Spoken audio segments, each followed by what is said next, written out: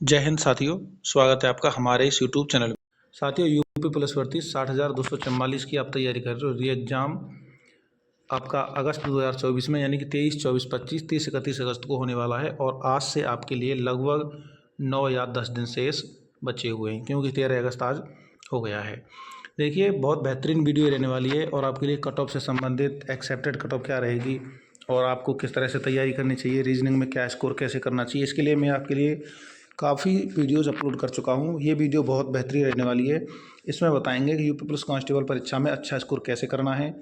समय प्रबंधन का विशेष ध्यान रखना है, क्योंकि आप सभी जानते हो कि 2 घंटे के अंदर अंदर 2 हावर्स आपको मिलते हैं तो उसमें आप 150% करना आपके लिए बहुत कठिन हो जाता है, क्योंकि प्रत्येक अभ्यर्थी 2 घंटे में 150% मैनेज नहीं कर पाएगा। वो कहीं ना कहीं गड़बड़ा जाएगा और आप 150% तक हल नहीं कर पाते हो। लगभग 80, 90, 110% तक, 20% तक अच्छे से हल कर पाते हो। बाकी के 30-40% आप वहाँ पर नहीं पहुँच पाओगे, जो कि हो सकता है आपके लिए प्रश्न सरल आते हों। इसमें बताएंगे 210 का स्कोर कैसे करें, आप जनरल कैटेगरी में कैसे सुरक्षित पहुँचें। 210 प्लस कर देते हो तो आपको सुरक्षित एकदम आप आ जाएंगे कट ऑफ में, कोई आपको प्रॉब्लम नहीं आने वाली है। चलिए वीडियो को शुरू करते हैं। सबसे पहले देखिए, चैनल को भाई सब्सक्राइब कर लीजिए। आपको हर पल की खबर यूपी पुलिस की जानकारी दे रहे हैं। चैनल को सब्सक्राइब कर लीजिए। सब्सक्राइब बटन यहीं वीडियो के, जब आप इसको लैंडस्केप मोड पे करेंगे तो वहीं सब्सक्राइब बटन मिल जाएगा आपको चैनल का, उसी पे आप जाके सब्सक्राइब कर सकते हैं। चलिए बात करते हैं अच्छा स्कोर कैसे करें। समय प्रबंधन का विशेष ध्यान रखें। 210 प्लस स्कोर, यानी कि ये सभी सवाल केवल एक ही जवाब लेकर आते हैं कि वास्तव में आपको 210 का स्कोर कैसे करना है। देखिए, 3-4 बातें आपको बहुत ज़्यादा ध्यान रखनी है। पहली बात, नेगेटिव यानी कि ऋणात्मक आपको प्रश्न नहीं करने ज़्यादा से ज़्यादा। यदि आप टोटल 120 प्रश्न कर रहे हो पेपर में, टोटल 120 प्रश्न हल करके आ रहे हो पेपर में, तो यहाँ पर आपके जो आपको ऐसा लग रहा है कि मेरे कुछ प्रश्न गलत हो सकते हैं, तो यहाँ पर आपके 10 या 11 प्रश्न से ज़्यादा गलत नहीं होने चाहिए। यदि आप अच्छा स्कोर करना चाहते हो और आपको मेरिट में आना है तो आपके, यदि आप 120 प्रश्न टोटल हल कर रहे हो तो 10 या 11 प्रश्न आपके गलत होने चाहिए, इतने ही आप गलत कर सकते हैं।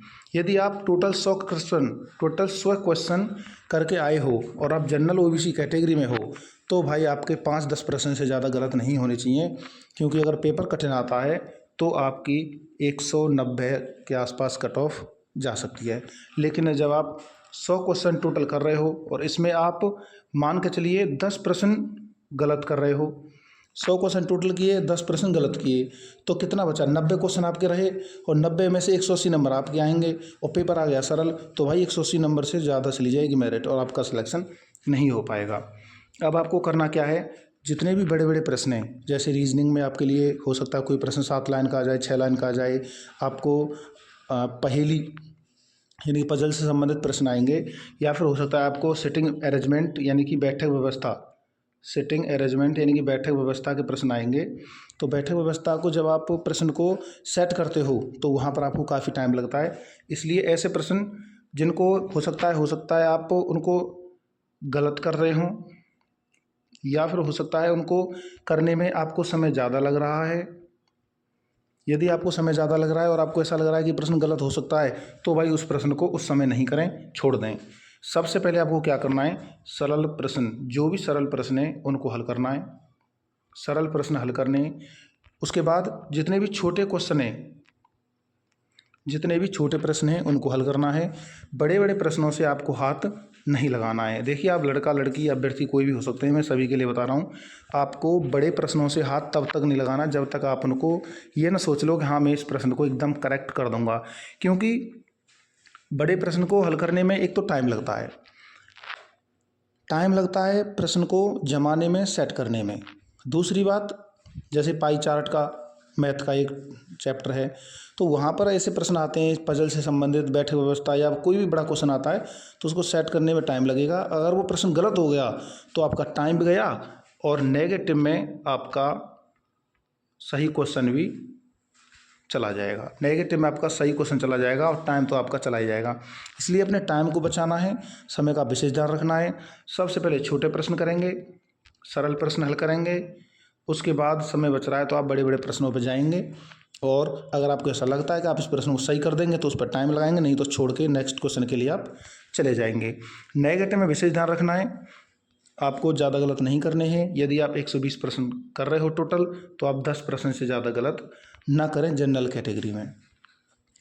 अगर आप 210 प्लस का स्कोर कर देते हो जनरल में, तो आपका सिलेक्शन 101% हो जाएगा, पेपर सरल आएगा। तब भी अगर पेपर कठिन आ गया और जनरल कैटेगरी में है आप, तो आपके लिए 100 क्वेश्चन काफ़ी होंगे जनरल कैटेगरी में। जब पेपर आपका कठिन आ जाएगा तब की बात हम कर रहे हैं। इसी के साथ साथ आप अपनी पेपर जब देने जाएंगे तो ट्रैवलिंग का ध्यान रखेंगे, यात्रा का ध्यान रखेंगे। आप समय से पेपर देने जाएंगे और वहाँ पर जब OMR शीट आपकी भरी जाएगी, OMR शीट का आप विशेष ध्यान रखेंगे। ब्लेड या फिर किसी भी ऐसे यंत्र का प्रयोग नहीं करेंगे जिससे कि आपका जो आवेदन है या जो आपकी उत्तर पुस्तिका है वो रद्द कर दी जाए, आपकी कॉपी चेक ना हो।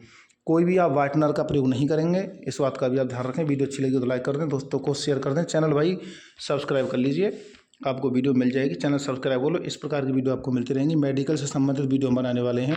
फिजिकल में क्या क्या होता है, मेडिकल में डॉक्टर किस प्रकार चेक करेंगे, मेडिकल में क्या आपको अनफिट कर देते हैं, ये सभी बातें हम आपके लिए बताएंगे। वीडियो समाप्त करते हैं। धन्यवाद। जय हिंद, जय भारत।